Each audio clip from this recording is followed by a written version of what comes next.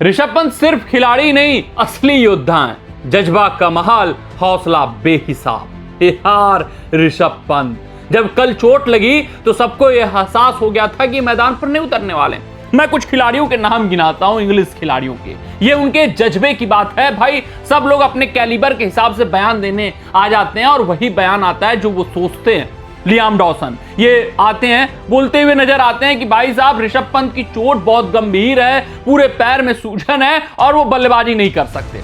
और सबके जान में था कि अगर ऋषभ पंत को फ्रैक्चर हुआ तो फिर वो बल्लेबाजी नहीं कर सकते। मेटाटार्सल फ्रैक्चर एक गंभीर फ्रैक्चर है और इस पर तवज्जो रिकी पॉन्टिंग भी देते हुए नजर आते हैं। उन्होंने बोला कि मुझे मेटाटार्सल फ्रैक्चर हुआ है, मुझे पता है कि कितना पेन होता है, कितना दर्द होता है, और अगर मेटाटार्सल फ्रैक्चर निकला तो फिर ऋषभ पंत इस मुकाबले में बल्लेबाजी नहीं कर पाएंगे। यह भी कहा गया रिकी पॉन्टिंग द्वारा कि वो श्रृंखला से बाहर हो जाने वाले हैं। भाई तीसरा बयान अगर मैं बात करूं क्रिस वोक्स की, तो वो सुबह आकर बोलते हैं प्रेस वार्ता में कि इंडिया तो अब 5 विकेट डाउन है 264 पे। आप ऋषभ पंत को बल्लेबाजी करते हुए देख रहे हैं क्या?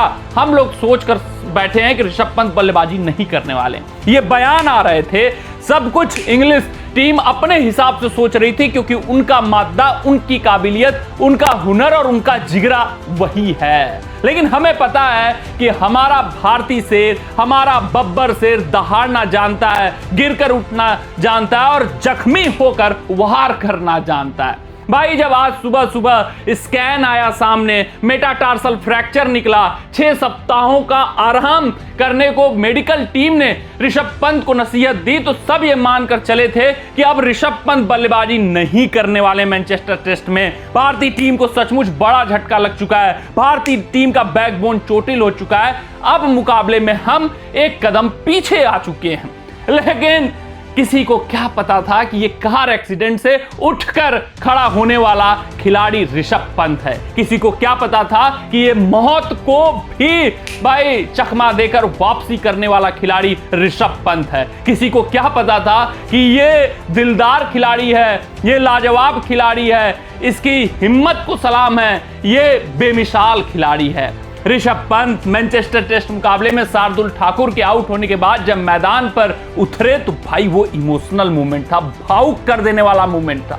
बहुत बड़े बड़े मोमेंट टेस्ट क्रिकेट के इतिहास में, क्रिकेटिंग इतिहास में सबने देखे होंगे, लेकिन ये मोमेंट अपने आप में बहुत बड़ा, बहुत बेहतरीन और क्रिकेट के इतिहास के पन्नों में लिखा जाने वाला मोमेंट है। क्योंकि किसी ने सोचा नहीं था, किसी ने उम्मीद नहीं की थी कि ऋषभ पंत बल्लेबाजी करने आएंगे, वो भी 6 विकेट गिरने के बाद आ जाएंगे, शार्दुल ठाकुर के गिरते आ जाएंगे।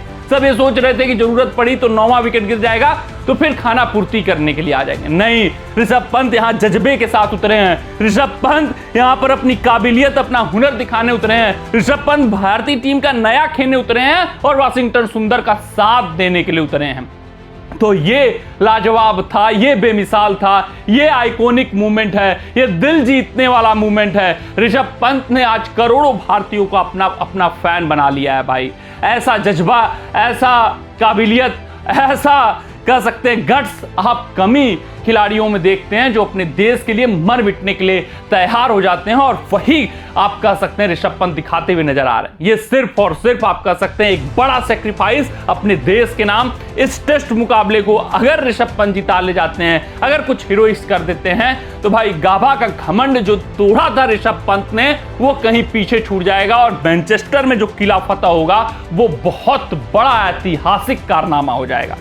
इस वक्त हाल फिलहाल ऋषभ पंत 39 रनों के व्यक्तिगत स्कोर पर खेल रहे हैं, वाशिंगटन सुंदर का साथ दे रहे हैं, तकलीफ में है, दर्द में है, लेकिन भाई ऐसे ही मूवमेंट तो बड़े बनते हैं। ऐसे ही मूवमेंट पर तो आप अपना नाम भाई लिखाते हो लीजेंडरी क्रिकेटरों की सूची में, वही करने ऋषभ पंत आए। देखना दिलचस्प रहेगा ये पारी कितनी आगे बढ़ती है, लेकिन हाल फिलहाल सिर्फ और सिर्फ यही कह सकते हैं कि भाई इनका जज्बा बेमिसाल है। ये एक योद्धा हैं, ये एक वॉरियर हैं, ये सिर्फ और सिर्फ अब क्रिकेटर नहीं रह गए। कमेंट सेक्शन में कमेंट करके बताइएगा कि ऋषभ पंत की ये जो जज्बे वाली कह सकते हैं सोच है, वो आप कैसे देखते हैं और ये भारतीय टीम को कैसे इस मुकाबले में एज दिला सकती है। मिलते हैं आपसे अगले रिपोर्ट में, तब तक अपना ध्यान दें, सुरक्षित रहें, स्वस्थ रहें, मस्त रहें। जय हिंद, जय भारत।